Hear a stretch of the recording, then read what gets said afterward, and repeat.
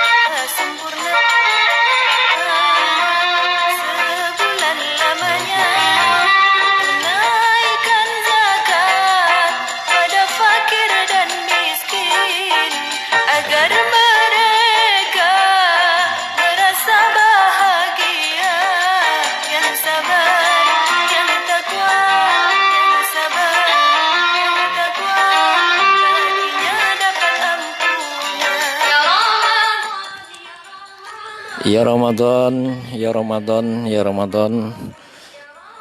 Berjumpa kembali dengan kami di Majelis Tasbih Nusantara. Para jamaah sekalian dan beserta seluruh pemirsa yang berada di manapun, baik dari Nusantara, Indonesia, Malaysia, Thailand, Brunei, dan di tempat manapun. Pada malam hari ini kita akan kembali mengikuti kajian rutin sepanjang bulan Ramadan, yakni Tadabbur Ramadan, yang akan mengupas tentang mutiara-mutiara Ramadan. Wabil khusus 9 malam ke depan kita akan memasuki malam yang lebih dalam dari malam-malam sebelumnya, yakni malam-malam iktikaf di masjid. Karenanya dalam rangka memaksimalkan malam-malam iktikaf dan juga dalam rangka menyambut dan menyongsong datangnya malam Lailatul Qadar, sungguh amat sangat baiknya kiranya jika seluruh para jamaah dan para pemirsa sekalian untuk tidak melewatkan kajian Ramadan kali ini, karena guru kita yang mulia Kiai Haji Dr. Muhammad Yadudin Sandi akan kembali mengupas tentang mutiara-mutiara malam Lailatul Qadar, bagaimana cara menyambut malam Lailatul Qadar dan bagaimana cara untuk meraih hamba-hamba yang layak untuk mendapatkan malam Lailatul Qadar yang penuh berkah dan bercahaya ini. Para pemirsa dan seluruh jamaah Majelis Tasbih Nusantara, insya Allah 1 menit ke depan kajian Tadabbur Ramadan akan segera kita mulai, dipancarluaskan dari Pondok Pamulangan Luhur, Perumahan Griyo Taong Asri FA3 Taman Sepanjang Sidoarjo. Untuk merefresh kembali maupun dalam rangka untuk makin mengendapkan kajian-kajian yang telah pernah disampaikan oleh guru kita yang mulia, kiranya para jamaah ada baiknya untuk mengunjungi channel YouTube kami, yakni MTN TV, dalam rangka juga untuk menyebarluaskan syiar Islam dakwah ini. Alangkah baiknya jika para jamaah sudi mengeklik tombol like dan subscribe agar YouTube kita, channel YouTube kita makin berkembang dan dakwah ini makin tersiar secara luas di seluruh Nusantara dan mancanegara. Okelah para pemirsa sekalian, mari sesaat lagi kita akan menyimak tuturan piulang-piulang tentang Tadabbur Ramadan, wabil khusus menyambut malam Lailatul Qadar yang akan disampaikan oleh guru kita yang mulia Kiai Haji Dr. Muhammad Diyauddin Kuswandi. Jangan lupa para pemirsa untuk mengajak serta seluruh keluarga, handai tolan, rekan ataupun siapa saja agar bersama-sama mengikuti kajian yang penuh berkah ini di beranda Facebook kita, Facebook guru kita, yakni dengan nama Muhammad Diyauddin Kuswandi.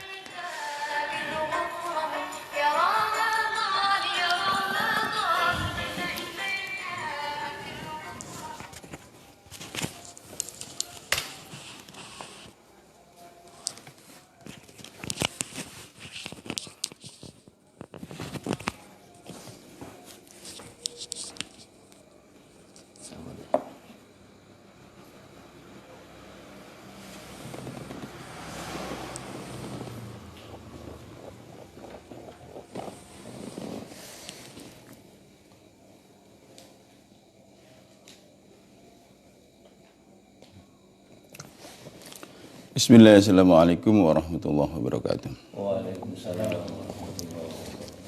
Alhamdulillah. Nasta'inuhu wa nastaghfiruh wa na'udzu billahi min syururi anfusina wa min sayyiati a'malina. May yahdihillahu fala mudilla lahu wa may yudlil fala hadiya lahu. Asyhadu an la ilaha illallah wahdahu la syarika lahu wa asyhadu anna Muhammadan abduhu wa rasuluh. Allahumma shalli wa sallim wa barik ala sayyidina Muhammadin abdika wa nabiyika wa rasulika an-nabiyil kamili wa ala alihi kama yaliqu bi kamalika wa adada kamalih, amma ba'du. Marilah kita bersyukur pada Allah yang telah memberi rahmat sehingga malam ini kita kembali bisa hadir dalam majelis ta'lim. Mudah-mudahan Allah berkati kita semua, diberkati usianya, diberkati rizkinya, diberkati keluarganya, diberkati ilmunya, diberkati ibadahnya. Al-hadiniyah wa kulli natin surah Al-Fatihah.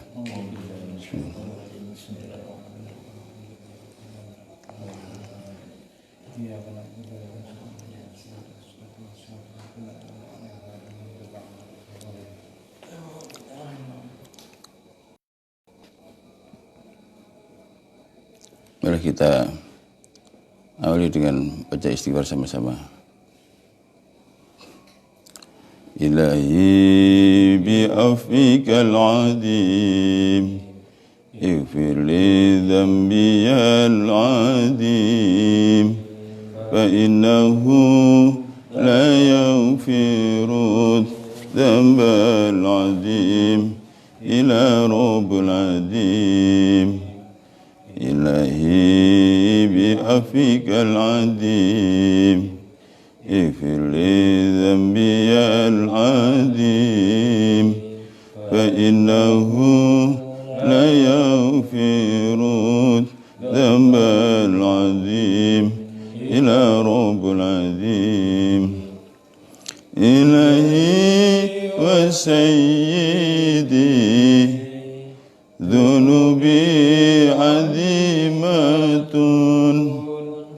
ولكن أفواك أعظم من ذنوبي إلهي بعفوك العظيم اغفر لي ذنبي العظيم فإنه لا يغفر الذنب العظيم إلا رب العظيم إلهي بعفوك العظيم اغفر لي ذنبي العظيم فإنه لا يغفر الذنب العظيم إلا رب العظيم إلهي وسيدي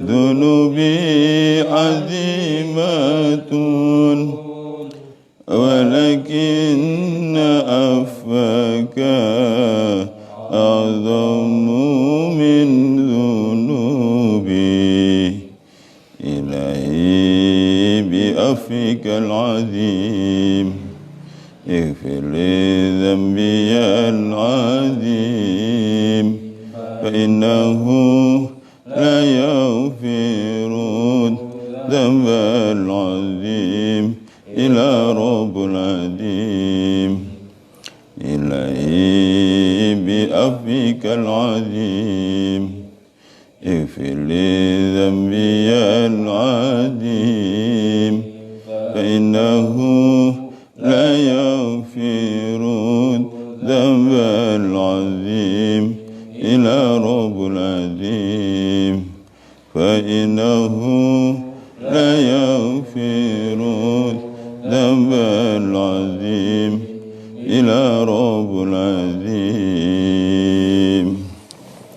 Baiklah, sebelum saya lanjutkan, saya ingin menjawab pertanyaan yang penting ya, terkait dengan ceramah saya yang kemarin.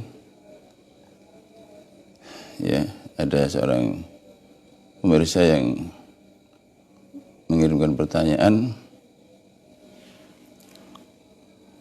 Ya, lebih besar mana ridho Allah dan Lailatul Qadar? Ini karena kemarin kita bahas ya bahwa ridho Allah itulah yang harus menjadi orientasi dalam ibadah ini.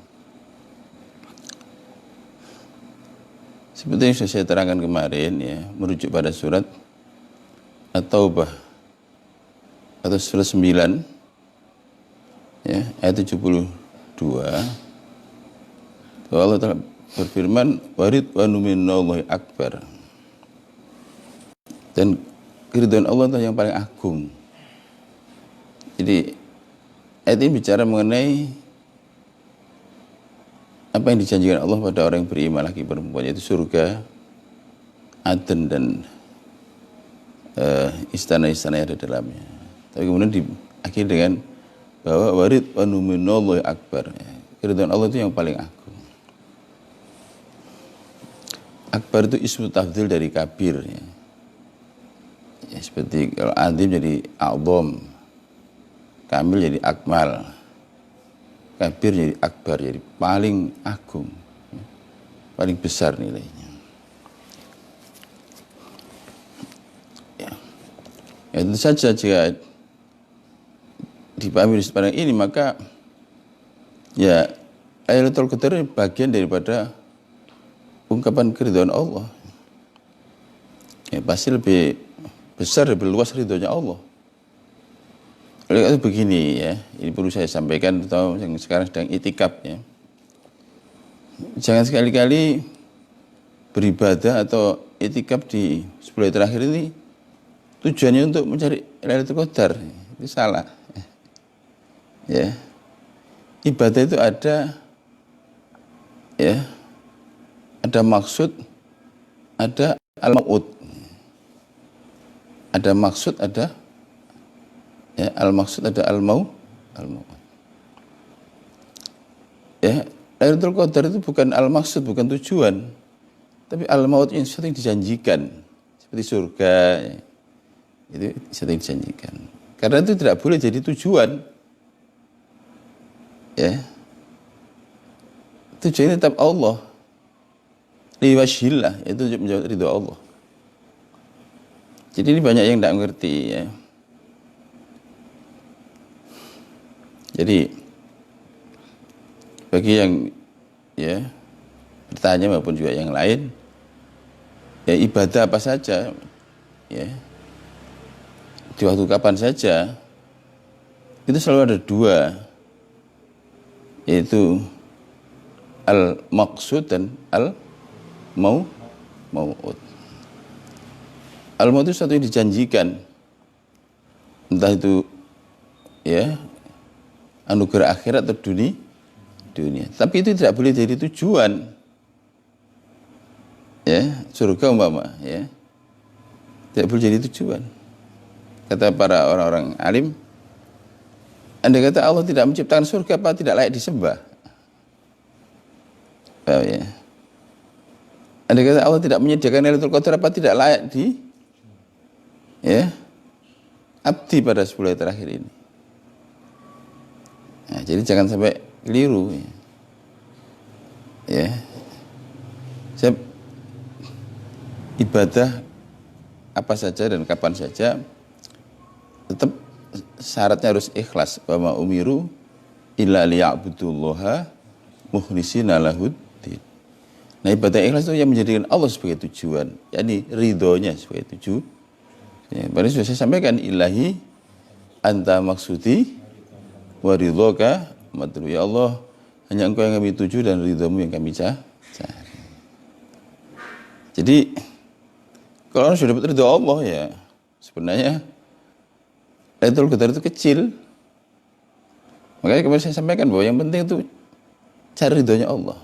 Saya ulang lagi, kalau orang dapat ridhonya Allah, maka ya Lailatul Qadar bahkan surga itu kecil.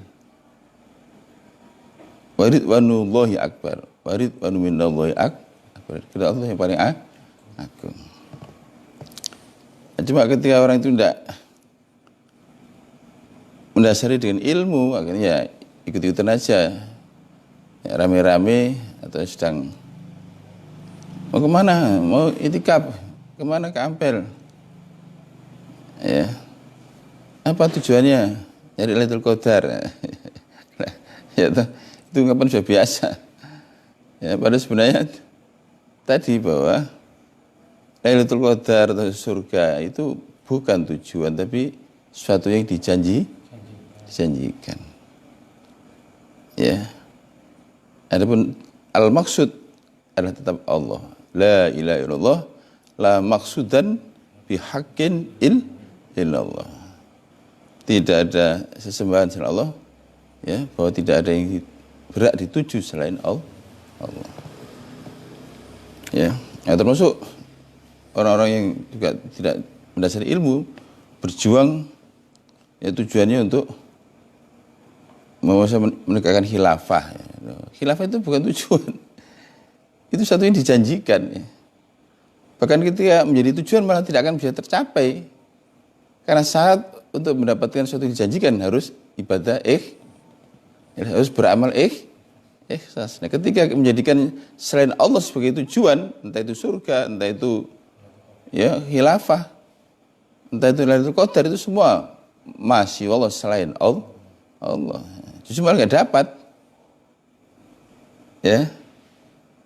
Oleh karena itu kan saya bilang pada pengantar yang kemarin itu bahwa malam Lailatul Qadar itu malam di mana ya malaikat langit dan bumi jadi satu, turun di bumi ini. Semua sujud. Ya, tidak ada satupun jengkal tanah kecuali jenazah sujud malaikat. Di mana? Bukan di masjid, di seluruh tanah ini. Kecuali di tempat-tempat yang digunakan maksiat, itu nggak digunakan sujud. Sekali lagi, jadi malam Lailatul Qadar itu tanazzalul malaikat itu ruh. Malaikat itu turun dan juga ruh itu Jibril. Ya, semuanya sujud. di muka bumi. Tidak ada satupun jengkal tanah kecuali untuk kecuali tanah tempat untuk maksiat. Ya. Nah, kita harus berusaha untuk sealam atau jiwa dengan malaikat. Yang pertama seperilaku, mereka tidak tidur, kita mengurangi tidur. Mereka tidak makan, kita mengurangi Mereka tidak bergaul dunia, kita mengurangi pergaulan dunia dengan Mereka tidak bicara, kita mengurangi bicara dengan banyak zikir. Ya, itu satu, gitu. Apa yang digemakan malaikat? 3 tasbih, selawat, istighfar dan hasbunallah wa ni'mal wakil. Ya, jadi maka kita selama ibadah di malam-malam terakhir ini perbanyaklah baca tasbih subhanallah walhamdulillah wala ilaha illallah wallahu akbar wala haula wala quwata illa billah. Terus salat apa saja. Asal didahului salat Ibrahimi, lalu istighfar. Khususnya istighfar yang rekomendasikan oleh Rasulullah dibaca banyak-banyak pada 10 hari terakhir, yaitu Allahumma innaka afun karim tuhibbul afa fa'fu anni ya karim. Nah, itu jangan tinggalkan hasbunallah wa ni'mal wakil. Itulah 8 kalimat yang dimakan malaikat di langit maupun di bumi, ya. 8 kalimat subhanallah walhamdulillah wala ilaha illallah wallahu akbar wala haula wala quwata illa billah. Terus selawat, istighfar, terus hasbunallah wa ni'mal wakil. Ya. Nah, yang penting daripada itu semuanya, di samping perilaku dan juga ucapannya, juga jiwanya, malaikat itu ikhlas. Ya, malaikat itu memiliki jiwa patuh yang Nah, kita harusnya jiwa ini. Oleh karena itu, ibadah pada malam ini dan ibadah kapan saja sebenarnya, di mana saja harus alasannya ikhlas. Wa ma umiru illa liya'budullaha mukhlishina lahuddin. Ya. Nah, karena itu harus mengerti mana yang al-maksud, mana yang al-mau'ud. Al-maksud itu tujuan, ya. Maksud tujuan. Kalau al-mau'ud satu yang dijanji. Nah, yang dijanjikan Allah dari ibadah ada mungkin di akhirat juga, di surga, ya. Ada di dunia, ya. Kebaikan-kebaikan di dunia ini. Itu tidak boleh jadi tujuan. Boleh jadi motivasi tapi tidak boleh jadi motivasi pendorong di belakang. Kalau tujuan itu yang menarik dari depan, itu namanya tujuan. Ya. Nah, kalau pertanyaan tadi, ya kalau yang bertanya mana yang lebih tinggi nilainya, ridho dan Lailatul Qadar, ya jelas ridho Allah. Waridwanu minal akbar. Dan sesungguhnya Lailatul Qadar itu hanya salah satu di antara buah dari ridhonya Allah pada kita. Nah, karena itu kita yang penting cari ridhonya Allah. Untuk mendapat ridho itu, mari bisa saya terangkan, ya. Ya, banyak mohon ampun karena kita banyak kekurangan dan kesalahan. Nah, tapi ada jalan yang terdekat untuk mendapat ridho Allah itu. Ya, kita berusaha untuk ridho. Ya, paham ya? Itu jalan terdekat, itu kesimpulan mengaji yang kemarin, ya, yang tadi malam, ya. Kita berusaha untuk ridho. Ya, minimal kita ini pakai petang harus baca raditu billahi robba wa bil islami dina wa bi sayyidina Muhammadin nabiyya wa rasulah. Ya, dalam keterangan di Syarah Al-Adhkar itu bahwa meskipun orang itu belum mencapai derajat ridho pada Allah, tapi mau pagi petang itu mengamalkan, ya, doa tadi, maka oleh Allah sudah dinilai orang itu sebagai orang yang, ya, termasuk orang yang ridho. Enak kan, ya? Ya, kita masih belajar. Kita belajar untuk selalu, ya. Memang tidak gampang ridho itu, ya. Sudah saya terangkan bahwa kalau kita patuh melaksanakan perintah menjauhi larangan itu lebih mudah. Ya, banyak orang yang mampu melaksanakan perintah menjauhi larangan. Tetapi ketika menghadapi takdir, oleh takdir yang tidak sesuai dengan harapan, ya, itu situ timbul terjadi masalah. Nah, kecuali orang-orang yang arif billah. Nah, itu bagaimana belum mengenal Allah, minimal apa? Husnudon. Paham ya? Jadi kunci, kalau kita belum mengenal Allah, ya kita belum mengenal, ya. Ya paling tidak Husnudzon. Nah, kemarin sudah saya terangkan satu, bahwa Allah itu kebaikan mutlak, maka tidak ada yang dikehendaki kecuali kebaik. Yang kedua, bahwa kehendak Allah itu juga absolut, ya, tidak bisa ditawar, ya, toh? Seperti keurusan universal, ya. Oleh karena itu kita harus menyesuaikan, ya, kita harus menyesuaikan. Jangan sampai maladaptif, ya, jangan sampai resisten terhadap realitas. Nah, disitulah kita belajar berserah diri. Lebih daripada itu saya terangkan bahwa sesungguhnya ridho itu induk dari segala kebaikan. Artinya kalau kita mau ridho, kita dapat ridho Allah. Dan demikian maka kita telah mendapat segala-galanya. Ya itu saja satu yang besar ya agak berat, ya.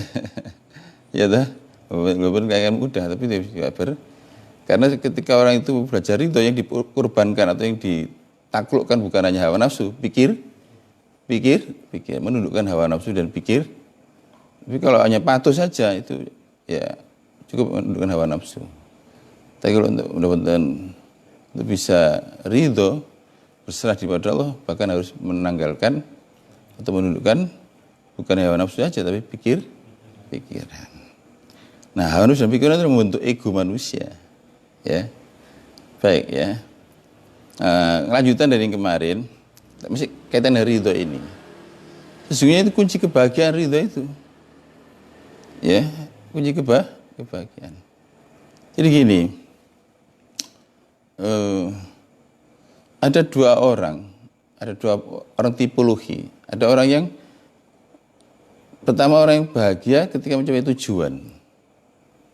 Ya, dia baru bahagia setelah mencapai tujuan. Ketika dia proses tidak bahagia mungkin berat. Ya, ini kebanyakan manusia. Ya, goal oriented. Nah, ada pun orang sufi itu sebenarnya berusaha untuk bisa bahagia ketika dalam proses. Ya, ketika dalam perjalanan. Ya.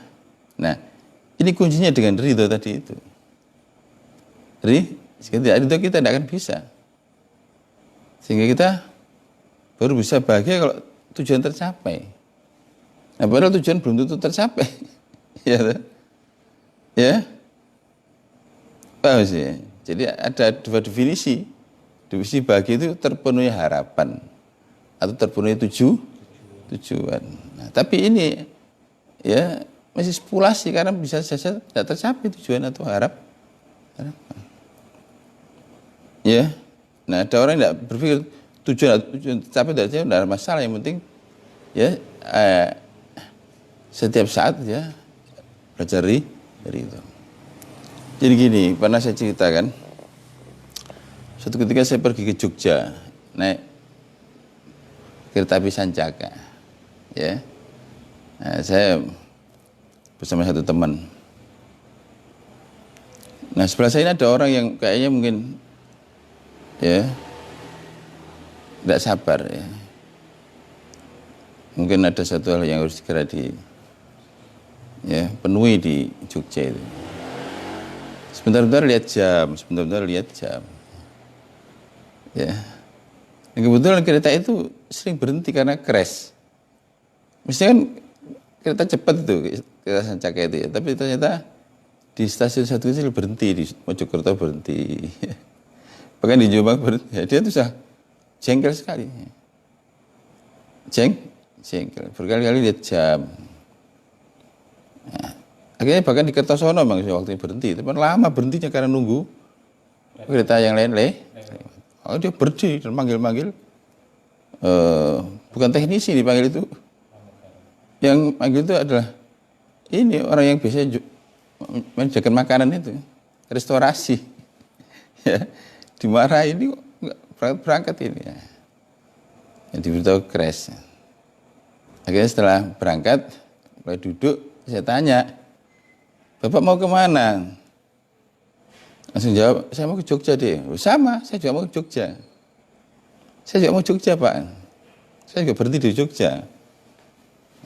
Terus saya tanya berikutnya, kira-kira nanti sampainya Bapak dengan saya itu sama enggak?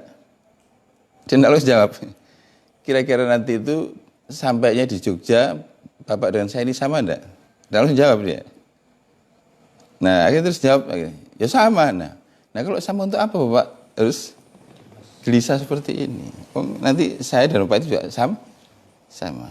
Lebih baik seperti saya ini, santai, ya, menikmati minuman, lihat pemandangan kanan kiri, cerita-cerita, guyon-guyon.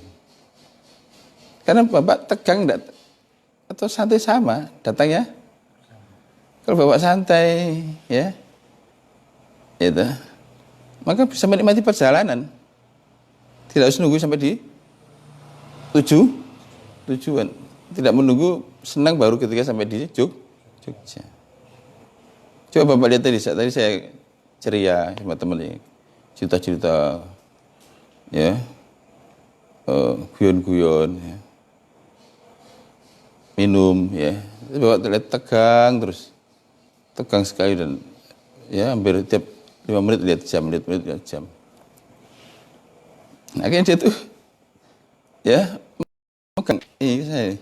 Iya dek ya, saya baru sadar saya baru sadar, ya, saya tegang, ya, saya keburu-buru juga datanya sama dengan yang lain, ya sama, jelas sama, saya tanya sama, gerbongnya sama. Nah akhirnya dia longgar, dia duduknya sudah bisa gini sudah, terus cerita, ternyata orang Nganjuk, itu pendidik sekolah, cuma ada keperluan memang segera harus sampai di. Nah, cuman ya tetap walaupun dia berburu, walaupun dia ingin cepat-cepat, tetap saja datanya sama mengikuti kereta. Kecuali naik mobil pribadi sehingga bisa disesuaikan kecepatannya sesuai dengan ya, kecepatan masing-masing mobil, ya. Wah, itu bedanya. Bedanya antara orang yang berhenti pada tujuan dan berhenti pada proses. Nah, orang itu beriman pada takdir, ridho pada takdir itu supaya bisa menikmati kehidupan ini bukannya ketika sampai di tujuan, ketika dalam perjalanan. Ya, itu kuncinya ya ridho tadi itu. Ya, sudah saya terangkan bahwa kalau di akhirat itu surga itu harus melalui pintu malaikat ridho. Maka kebahagiaan di dunia harus melalui pintu ridho. Ya, jadi ada dua kan. Kita ini kehidupan sehari-hari itu sebagai orang yang beriman, satu, ya, melaksanakan perintah menjauhi larang. Ini agar kita ini selamat. Ya, seperti kalau kita berjalan di jalan raya, maka kita mematuhi peraturan lalu lintas itu supaya selamat. Dengan selamat itu sampai di tujuan. Iya toh? Paham ya? Jadi orang melaksanakan syariat tadi itu supaya perjalanan ini selamat sampai di tujuan. Nah, tapi di balik itu, ya, momen by momen, napas di napas itu ada takdir Allah. Yang kita harus selalu respon dengan ridho dan berserah diri. Karena kita ini, ya, berhadapan dengan keharusan universal tadi itu. Dengan kehendak Allah yang mutlak, ya. Sebagai seorang hamba, ya, kita ini bukannya patuh, berserah diri. Nah, orang yang demikian inilah orang yang sudah saya terangkan bahwa Islam itu maknanya 3. Pertama, patuh. Ya, patuh. Ya, atas nama inilah maka dikatakan semesta ini Islam, karena seluruh alam semesta ini patuh dengan hukum alam. Yang kedua, berserah diri. Artinya berserah diri. Nah, ketika orang bisa menggabungkan dua makna ini, patuh dan berserah diri, maka dia akan dapatkan makna yang ketiga, damai. Ya, seperti kata kita, Allahumma antas salam wa minkas salam. Jadi salam ini artinya damai. Jadi kedamaian itu akan diperoleh, akan dialami, akan dinikmati jika orang itu, ya, bisa menggabungkan antara kepatuhan dan berserah diri. Nah, damai itulah nukleus atau inti dari kebahagiaan. Jadi apa bahagia? Bahagia itu beda dengan senang. Kalau kesenangan itu terpenuhi keinginan, yaitu luar aja, tidak mendalam. Ya, keinginan manusia tidak ada batasnya. Diminta cewek satu keinginan, timbul keinginan berikut, sehingga tidak pernah puas. Ya, toh? Nah, sementara bahagia itu, ya, ketika terjadi, ya, hati itu damai atau sakinah. Damai. Nah, untuk damai itulah sebenarnya kita nih harus belajar berserah diri. Gerbang berserah diri itu ridho dengan takdir. Jika tidak, kita akan selalu menderita. Hidup kita akan terlalu ya betul-betul menjadi satu yang menyesakkan, ya, satu yang ya menyakitkan bahkan. Karena manusia itu akan menghadapi 8 hal. Perhatikan 8 hal ini. 8 hal kenyataan yang tidak sesuai dengan keinginan. Ya. 8 hal itu apa? 1, manusia punya hubungan dengan diri sendiri. Ya. Ingin lahir dalam keadaan sempurna tapi cacat. Paham ya? Contohnya, iya toh? Ini kalau kita tidak itu gimana kira-kira? Ya. Ingin kulitnya putih tapi hitam. Ya. Ingin tinggi semampai tapi pendekar. Pendekar itu apa? Pendek tapi kekar. Ya toh? Ingin hidungnya mancung tapi mancung ke dalam. Gimana? Nah, kalau kita tidak ridho, kita akan selalu menderita. Tidak pede dan sebagainya. Paham ya? Ya, termasuk sakit. Ya. Semua manusia terkait dengan dirinya ingin ya, tapi ternyata sakit. Ya. Kalau kita tidak itu gimana? Sakitnya double. Ya sakit fisik, ya sakit hati. Paham ya? Yang kedua, manusia punya hubungan dengan lingkungan. Pertama diri sendiri, sekarang lingkungan lebih luas, ya, extension lebih luas. Lingkungan cuaca umpamanya. Cuaca, ya. Ingin terang, justru malah tiap hari hujan. Atau sebaliknya, ya, ingin ada hujan kan di petani, ya sedang nanam, tapi ternyata justru malah ya kemarau panjang. Paham ya? Inilah kenyataan-kenyataan yang kita akan menghadapi. Dan kita tidak bisa berbuat apa-apa menghadapi kenyataan ini. Entah berhubungan dengan diri maupun dengan apa? Alam. Ya, bisa zaman. Nah, kalau kita tidak bisa menyesuaikan diri, kita tidak ridho, justru kita akan mencela atau mengecam. Ya, kan pernah saya cerita itu.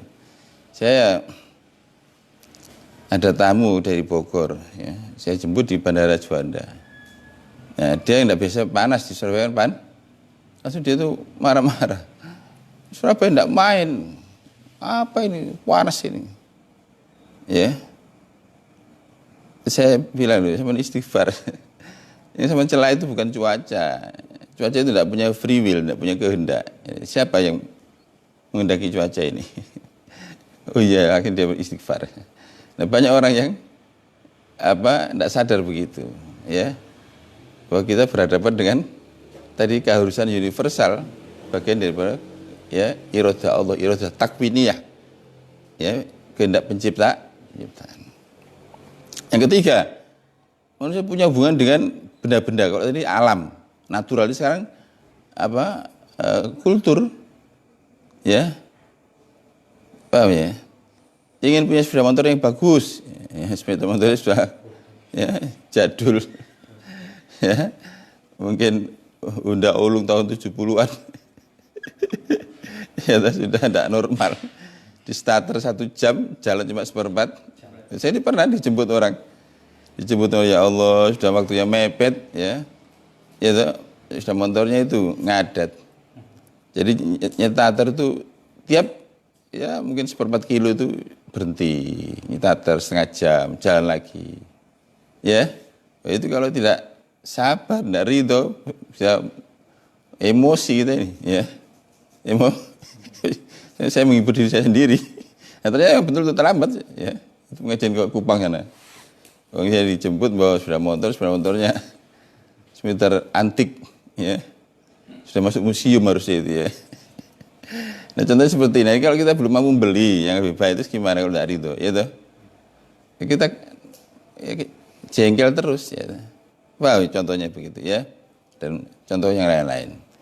manusia punya hubungan dengan tadi apa tadi diri sendiri, alam, benda-benda, terus dengan manusia. Ingin kumpul dengan yang dicintai, ya, tapi ini sekarang ini musim corona, ya, ada beberapa orang tertahan di tempat kerjanya, ya, ada yang di Jakarta tidak bisa pulang, ya, sudah sekian bulan, ya, ada yang kemarin ada jamaah yang suaminya ada di Palembang, ya, tidak bisa pulang karena nggak ada kendaraan, ya, nggak ada pesawat, ya. Biasanya pos-pos begini 10 hari terakhir sudah kumpul tapi tidak bisa. Ya, ini satu contoh, ini kenyataan. Ya, teman Bawian juga gitu, kebawian banyak orang yang ya yang kerja di Singapura atau di Malaysia tidak bisa pulang karena nggak ada pesawat. Pun juga andai kata sampai sini udah ada kapal penyeberangan dari Gresik ke Bawi. Jadi ingin kumpul dengan yang dicintai tapi harus terpis karena situasional. Atau sebaliknya, ingin tidak ketemu sama orang tidak disukai. Tapi justru ya satu kantor atau satu kos-kosan kalau anak kos-kosan, ya. Atau menjadi tetangga satu ya lingkungan gitu. Ya, orang yang resek, misalnya ada orang yang resek. Ya, itu kamu tidak suka, itu jadi tetangga. Kenyataan-kenyataan begini nih, itu namanya. Ya. Ya sudah, ya. Harus bisa dipahami dengan benar, disikapi dengan benar. Jika kita maladaptif, tidak bisa menyesuaikan, ya kita yang ya akan terus uring-uringan, akan marah dan lain sebagainya. Tidak pernah tenang, tidak pernah jiwanya tentram, ya. Gitu. Ya. Ingin jadian malah merusut. Ya. Luput terus. Ya, seperti itu, ya. Ya, kemarin kata terlalu overchoice itu apa? Terlalu multiple choice ini Pak Ajar ini, ya. Ya, terlalu banyak pilihan, akhirnya tidak ada satupun yang terpilih, ya. Bingung sendiri, ya. Nah, ya, manusia punya hubungan lagi dengan apa? Setelah manusia, ya, dengan sistem, dengan tata nilai, entah itu negara, entah itu kampung, desa, ya, entah itu kantor, entah itu ya satu paguyuban di mana dia ada di dalamnya. Kadang-kadang kita dapati nilai-nilai atau norma atau peraturan yang tidak sesuai dan kita tidak bisa berbuat apa-apa, sementara kita perlu ada di situ, ya, paham, ya, kita memerlukan. Itu maksudnya. Nah, di situlah kalau kita tidak bisa nerima, tidak bisa menyesuaikan, wah, bisa bayangkan, ya, kita akan hidup, ya, sengsara hari demi hari, ya, bahkan saat demi saat. Berhubungan dengan diri sendiri, dengan alam, dengan benda-benda, dengan manusia, dengan sistem, ya, atau tata nilai, ya, ya. Manusia juga punya hubungan dengan usaha, ya. Usaha. Ya. Contohnya orang itu ingin untung dalam bisnis, ya, rugi, ya, bahkan bangkrut, ya. Nah kalau dari itu gimana kira-kira? Ruginya double, rugi secara finansial, ya. Juga rugi secara ya non material, yaitu jiwanya, hatinya terus menderita, ya, paham, ya. Ini jadi anggota DPR, ya, usaha untuk bagaimana jadi anggota DPR, ya, gagal. Sudah kadung, ya, banyak, ya, dulu pernah di Malang itu ada dosen yang coba-coba ingin jadi anggota DPR, ya, tapi gagal. Sudah kadung jual barang-barangnya dan sampai akhirnya rumahnya terjual. Bukan hanya itu, akhirnya istri itu minta cerai, pulang ke rumah orang tuanya. Akhirnya sama adik saya itu dibawa ke rumah itu sudah dalam stres, dalam keadaan Jadi pandangannya kosong. Ya, dia merasa salah mengambil keputus. Ya, tapi ya gimana sudah terjadi gitu. Ya harus terima dan harus bisa menyesuaikan. Ini kejadian nyata. Ya, dulu kan pernah kan ada orang dari mana tuh yang mau jadi bupati, terus gagal, ya habis semua ya hartanya, bahkan ditinggal pergi sama istrinya, kayaknya gila ya, hanya pakai celana dalam aja terus ya, lari ke sana kemari, ya, berteriak-teriak itu seperti itu harusnya tidak boleh terjadi. Ya, dan banyak sekali kalau sudah musim-musim pemilihan umum begitu banyak ya di pondok-pondok pesantren yang terima orang-orang yang sedang stres itu banyak sekali ya. Di famili saya di Lamongan sana banyak menampung orang-orang yang stres itu gara-gara gagal jadi caleg ya ataupun ya kegagalan yang lain dalam kehidupan ya. Lalu apalagi manusia punya hubungan dengan cita-cita, jadi kan dengan usaha cita-cita ingin pergi haji, itu kan bukan usaha. Ya, pergi haji gagal, waiting list, bahkan mungkin tertipu. Ini gimana kalau kita tidak ridho? Ya, kita akan ya stres. Saya itu pernah kasihan ya, saya sama Kiai Mas Yusuf, saudara semua itu, malam itu diundang untuk acara syukuran, doa pemberangkatan haji itu ya. Saya jam 10 di sana di daerah Bendul di sana. Tahu-tahu jam 11 ada telepon dari pihak travel tidak bisa berangkat. Ya, langsung masuk rumah sakit. Ya, di RSAL itu. Dan 3 hari kemudian meninggal dunia orangnya. Ya, ini kejadian nyata ya. Tidak bisa nerima kenyataan itu. Tidak bisa nerima. Contohnya begini, karena kita harus selalu siap. Ya, siap berangkat, siap ditunda, dan siap gagal. Berapa sekarang? Tadi hubungan dengan diri sendiri, alam, benda-benda, manusia, sistem, usaha, cita-cita. Nah, sekarang dengan doa. Kita dengan manusia juga berdoa. Kadang kita berdoa ya sedemikian rupa ya tapi belum terkabul. Ya toh? Doa itu ada 3 kemungkinan, dikabulkan atau ditunda atau tertolak karena sudah lewat ya. Ya, tidak sesuai dengan ya, targetnya ya. Nah, sesungguhnya ketika Allah itu mengabulkan doa, itu tujuannya supaya kita belajar bersyukur. Supaya belajar bersyukur, ya, jangan fokus pada pengen minta ya, syukurnya itu. Nah, karena setelah minta dipenuhi, lupa yang memberi. Hanya fokus pada pemberian. Nah, ketika kita ini berdoa lalu masih tertunda, belum terkabul, maka tujuannya supaya kita belajar bersabar. Jadi nggak ada ruginya. Bersabar itu pahalanya tidak terbatas. Nah, ternyata kalau sudah ditolak, ya artinya nggak terwujud, yakinlah bahwa Allah itu telah menyiapkan ganti yang lebih baik. Ya, misalkan kamu mau menikah, ya sudah direncanakan, bahkan sudah dipersiapkan. Itu ternyata ya tidak terwujud, sudah kamu sudah berdoa sedemikian rupa, tidak terwujud. Maka yakinlah bahwa Allah telah menyiapkan ganti yang lebih, karena Allah itu maha kaya, karena maha kaya tidak pernah meminta. Ya, kalau ada yang diambil akan diberi ganti yang lebih baik. Ada Allah tidak menggugurkan satu daun di satu musim gugur kecuali akan mengganti dengan daun yang lebih segar. Berikut bunga dan buah. Asal kita itu, sehingga tidak pernah dirugikan. Karena Allah itu maha kaya. Karena maha kaya maka tidak pernah meminta. Kalau tahu ada yang diambil, pasti akan diganti. Itu hukum alam. Maka ada patah kuno, patah Melayu itu apa? Patah tumbuh, hilang. Berarti itu ayat-ayat kauniyah sebenarnya. Patah tumbuh, kalau patah tumbuh, hilang, berganti. Sudah dapat ganti? Sampun ya? Gitu. Ya, insya Allah ya, pasti akan lebih baik ya.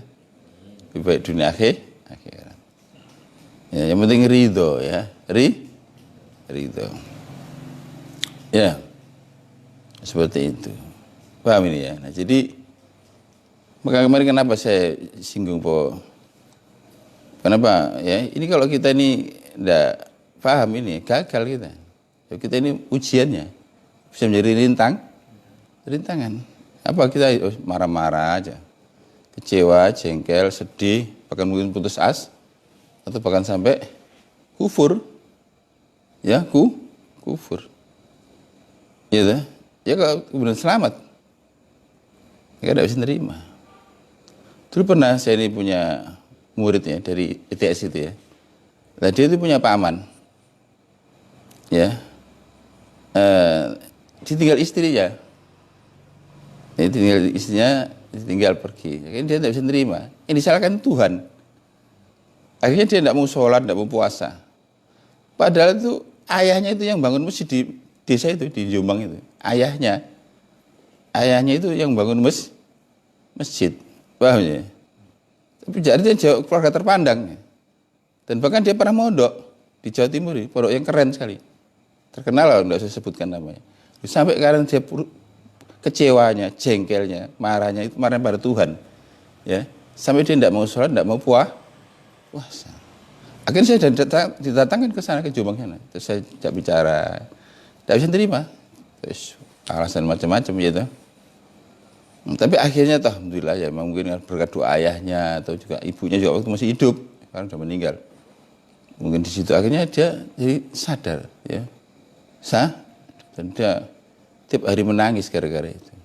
Nah, demi dia itu sadar, Allah memberi gantinya lebih baik, ya, dapat istrinya lebih muda dan juga lebih cantik dan juga lebih solih itu kejadian nyata, ya. Hadir dalam acara pernikahannya itu, yang kedua itu ya. Tapi dia sempat frustasi karena tinggal pergi istrinya itu. Kapan juga ada kan di Malang itu yang di bawah Edu itu ya, gitu. Gara-gara dia keluar dari bank, ya, karena takut riba dan sebagainya. Ya. Akhirnya dia tidak bisa, tidak pernah pengalaman bisnis rugi. Akhirnya dari tukang ojek, ojol apa namanya? Ojol ya. Nah istrinya tidak merasa terhormat, biasa suaminya kerja di bank itu jadi tukang ojol. Akhirnya pergi bersama anaknya, dua itu dibawa pergi tanpa memberitahu. Akhirnya dia stres, ya, dibawa ke rumah, ya sudah, ya, hidup dengan alam pikir sendiri. Nah ini karena tadi bahwa manusia itu mesti akan menjalani kehidupan yang tadi, kehidupan itu tidak serapi logika, kehidupan tidak selalu sesuai dengan sesuai dengan kenyataan. Nah, takdir itu saya katakan bahwa kita diuji dua, diuji perintah dan larang. Ya, kita orang beriman yang diuji perintah dan larang. Anda kata tidak beragama pun juga diuji dengan itu. Ada perintah larang dari negara, ya, dari instansi. Ya kan manusia itu tidak bisa lepas dari, ya, lingkungan normatif ini, perintah dan larangan. Ya, entah dari dokter karena hubungan kesehatan. Manusia tidak lepas dari keluar perintah dan larang. Yang kedua, manusia menghadapi ujian empiris itu, kenyataan takdir itu pasti. Tidak ada napas kita kecuali dalamnya mengandung takdir. Ya, maka kalau orang Jawa mengatakan hidup itu seperti itu cakra manggilingan. Cakra manggilingan itu putar gini. Nah kalau kita berada di permukaan ini, ya kita akan terus ikut putar, naik turun. Nah kita harusnya masuk ke dalam. Jadi caranya bukan langsung, mesti enggak, pelan, terus kayak spiral gitu. Nah, ke poros lah. Porosnya itu apa? Ya ridho tadi itu.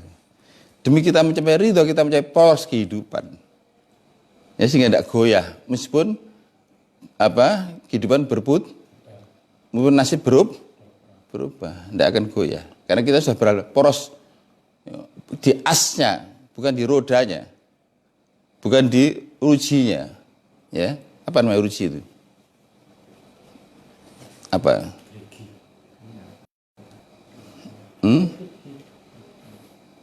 Apa itu? Kalau ada roda, terus ada jari-jari, ya. Nah, kita tidak di pinggiran roda, tidak di jari, tapi tidak di porosnya.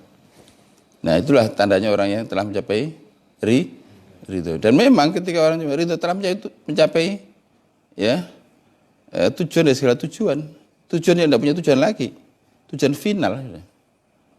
tentu telah mendapat segala-galanya. Inilah saya kira ini untuk melanjutkan yang kemarin, dan ini lebih luas ya, lebih dalam juga supaya ya dipahami. Jadi saya ulang lagi bagi yang menanya ya, pertanyaan kan begini ya, mana lebih tinggi nilainya ridho atau Lailatul Qadar? Ya pasti ridho Allah lebih tinggi, bukan ridho Allah segala-galanya ya. Lailatul Qadar hanya bagian aja daripada ungkapan ridhonya Allah. Dan untuk dapat Lailatul Qadar tidak boleh Lailatul Qadar menjadi tujuan. Ya, ini summary ringkasannya. Karena ibadah itu ada al-maksud, ada al-mau'ud. Al-maksud tujuan itu hanya Allah. Nah, adapun al-mau'ud bisa surga, bisa Lailatul Qadar. Tapi setiap al-mau'ud atau yang dijanjikan tidak boleh jadi tujuan. Sebab kalau kita jadi tujuan memang tidak ikhlas. Berarti ada masya Allah, ada selain Allah yang kita jadi tujuan. Kalau diperintahkan wa umiru ila liya'budullah mukhlishina lahud. Maka kalau kita hura-hura atau kita rame-rame ya itikaf tapi tujuannya cari Lailatul Qadar ya malah nggak dapat. Malah ya kita tidak sejiwa dengan malaikat. Malaikat tadi kan ya, kita tidak sejiwa, tidak bisa sefrekuensi. Ya, dan saya ulang lagi. Jadi di malam Lailatul Qadar itu seluruh malaikat langit dan bumi menjadi satu. Sujud saja. Dan itu hanya di masjid, di seluruh tempat, kecuali tempat maksiat tidak ada tempat sujud. Nah, sementara malaikat Jibril itu mendatangi orang-orang untuk menyampaikan salam. Ya, menyampaikan Jadi salam itu yang menyampaikan malaikat Jibril. Yang dapat salam ya, yang ibadah diterima oleh Allah Subhanahu. Salamun hiya hatta matla'il fajar. Nah, betapa beruntungnya kita mendapatkan salam dari Allah. Salamun qaulam mir rabbir rahim. Salam dari Allah tapi disampaikan oleh malaikat Jibril. Ya sebenarnya ada pertanyaan kemarin tuh. Tapi itu 2 hari yang lalu sebenarnya.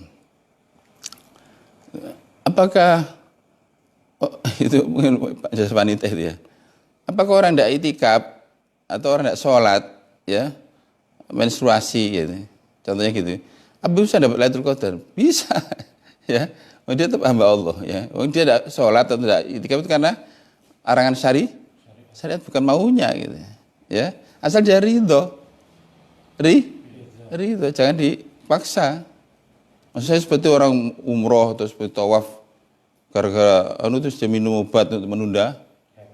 Malah tambah bagus dan malah tambah tidak ridho. Asal kita ridho saja. Ya, memang kita tidak sholat, tidak boleh itikaf, saatnya harus suci deh, dari najis dan hadas ya. Nah, tapi ya apa bisa dapat sebenarnya. Yang penting tadi kita ini ya selalu merendahkan diri pada Allah ya, banyak ya berdoa ya, dan berusaha untuk ya beramal apa yang kira-kira bisa ya. Contohnya kalau orang itu sedang menstruasi, tidak boleh sholat ya. Ya toh, tidak boleh itikaf, gantinya banyak baca selawat atau banyak sedekah, ya, banyak berbuat baik yang lah, itu bisa. Ya. Intinya itu semua kebaikan itu diganjar lebih baik daripada 1000 bulan itu minimal itu. Belum lagi yang kedua ya, yang kedua apa? Bebas dari api neraka. Dan yang ketiga mendapatkan nur, yaitu nur Islam, nur iman, nur ihsan yang dengannya orang itu bisa mendapatkan mahkota takwa. Mudah-mudahan Allah berkati kita ya. Mari kita akhiri dengan doa sama-sama. Asyhadu an la ilaha illallah, astaghfirullah, as'alukal jannah, wa a'udzubika minan nar. Asyhadu an la ilaha illallah, astaghfirullah, as'alukal jannah wa a'udzubika minan nar. Asyhadu an la ilaha illallah, astaghfirullah, as'alukal jannah wa a'udzubika minan nar. Allahumma inna إنك عفو كريم تحب العفو فاعف عنا يا كريم اللهم إنك عفو كريم تحب العفو فاعف عنا يا كريم اللهم إنك عفو كريم تحب العفو فاعف عنا يا كريم. Assalamualaikum warahmatullahi wabarakatuh.